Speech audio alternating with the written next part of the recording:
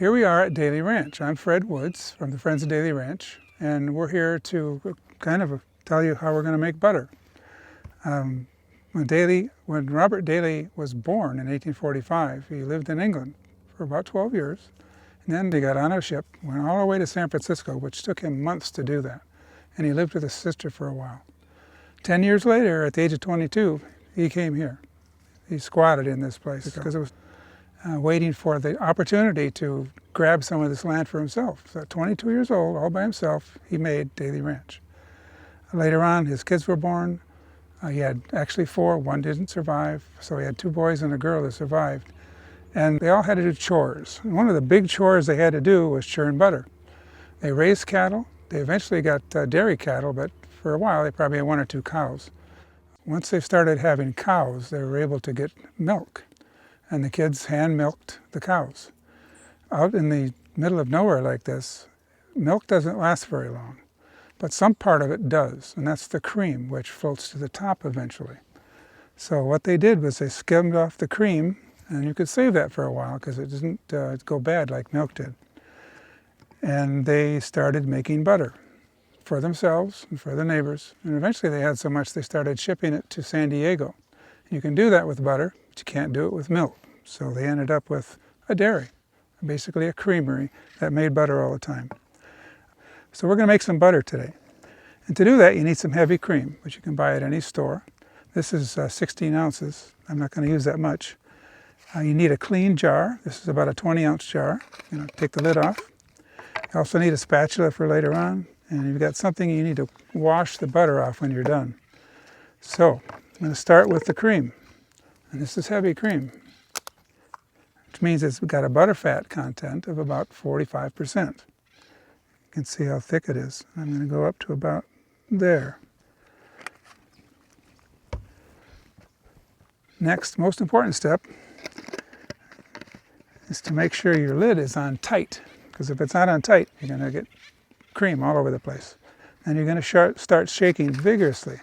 This is a kind of a colloidal suspension, which means that there's little bubbles of butter inside another liquid that's basically part of milk that is going to come out of the butter.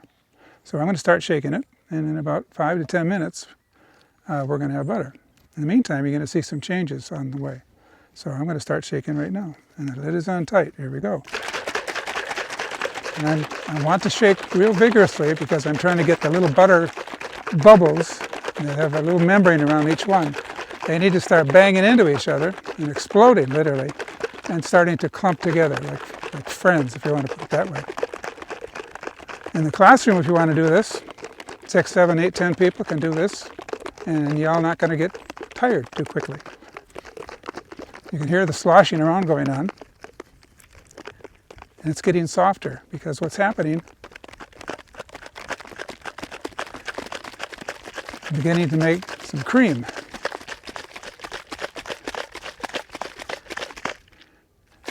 And it's actually starting to make butter soon too.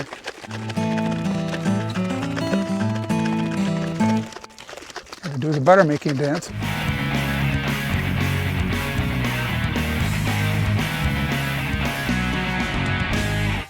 What I'm going to do now is pour off some of the liquid. And anybody think they know what this might be? What comes from cream and butter is buttermilk. So that's now buttermilk, but I should be getting a lot more than that.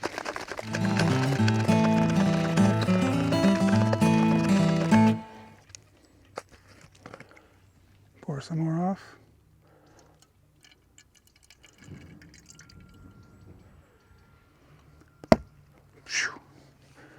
Don't do that.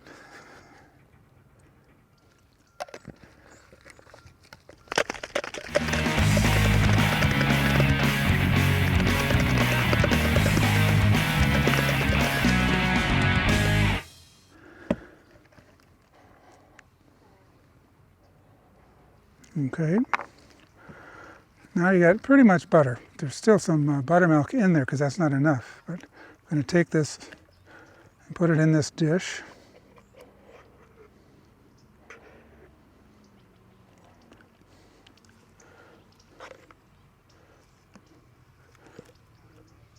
I'm going to work this somewhat and slowly get the butter to stick together, because there's still a lot of buttermilk in there.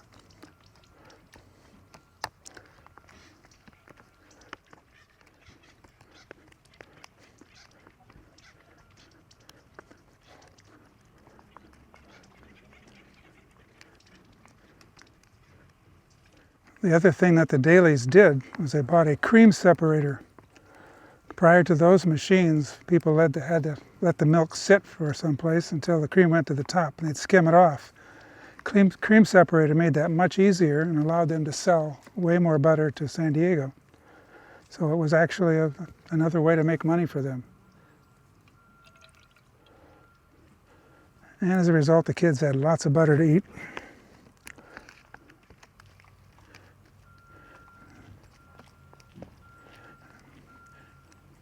All right, that is butter. When you buy your cream, make sure it's just pasteurized cream. Don't get ultra pasteurized, because it won't make butter. Ultra pasteurized means it's warmed up higher than normal pasteurization, kills the bacteria, and the bacteria allows fermentation to take place. You're not going to get it with ultra pasteurized. Ultra pasteurized is just a process to make things last longer, and in the process it kills things. So now you know how to make butter here at Daily Ranch. Not exactly cheap, but it is a lot of fun. And you can put it on your biscuits, you can put it on your pancakes, you can put it on your waffles, you can put it on just about anywhere butter is put. And it's kind of a fun activity. Well, that's it. We made butter. You can make butter yourself at home. Bon appetit.